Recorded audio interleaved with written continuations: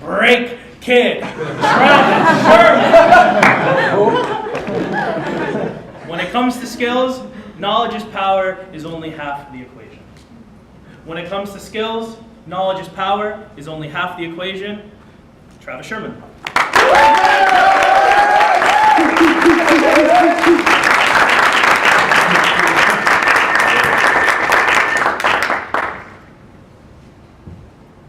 It was a beautiful bluebird day. High 60s, low humidity, almost no wind. The perfect day to fly. I had my snazzy fighter pilot leather jacket on. I had my dollar store aviators. I felt like Maverick from Top Gun. My instructor, he was my goose. We're climbing up through 2,500 feet to practice stalls. Now, a quick aeronautical lesson for you. A stall in an airplane is not when the engine quits. That's a catastrophic engine failure. No, instead, a stall is simply when there's not enough airflow over a wing for the wings to generate enough lift to sustain the aircraft in flight. This is something I've read about, studied, memorized. I can tell my instructor why a stall happens, and I can also tell him, more importantly, how to recover. When we get up to practice altitude, I reduce the power, I pull back on the yoke to reduce a little bit of the speed. The controls start getting mushy, I pull back more and more, the plane starts shaking. My instructor looks over at me and calmly says, the airplane's about to stall. And at that moment, I had a small tinge of fear come into me. But I kept pulling back, ah!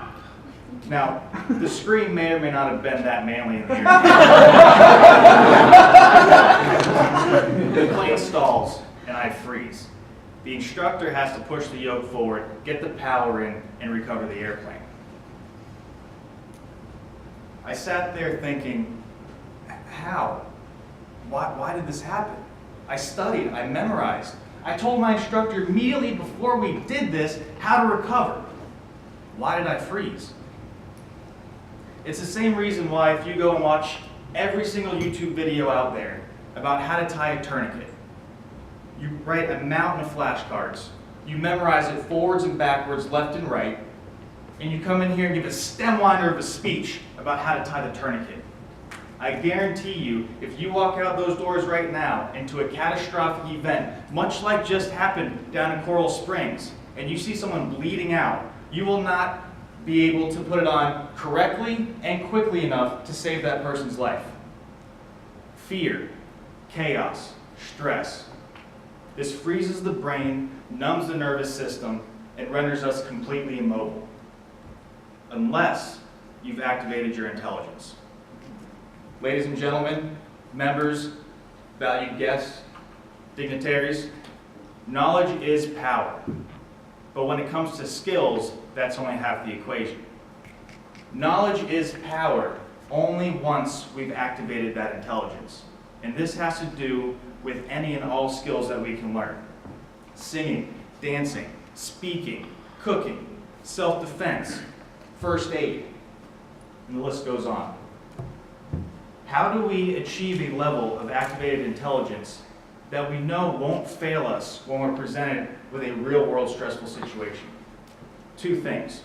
First, decide on what skill or skills you want to learn, and then commit yourself to actually learning those skills.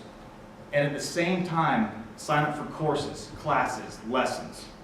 It's in these courses, classes, and lessons where a real certified instructor will be able to teach you and simulate enough stress along with other people who are still learning to activate that intelligence.